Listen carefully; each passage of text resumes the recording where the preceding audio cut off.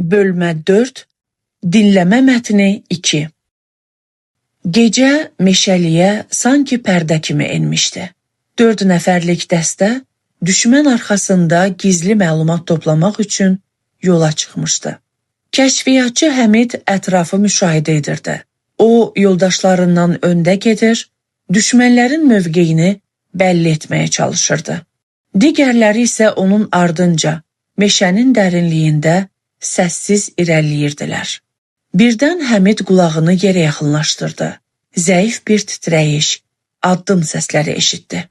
O, dərhal əlini havaya qaldırdı. Ovuc içini arxada gələn dostlarına tərəf çevirdi. Bu, dayan işarəsi idi. Hər kəs yerində durdu. Ətraf sakitliyə məhkum oldu. Bir neçə dəqiqə sonra düşmən sıx kolluğun arasından onları görmədən ötüb getdi.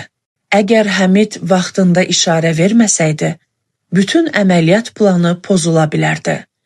Düşmən keçib gedəndən sonra Həmid dəstə yoldaşları ilə birgə səssizcə irəliləməyə başladı. Bu jest onların həyatını xilas etmişdi.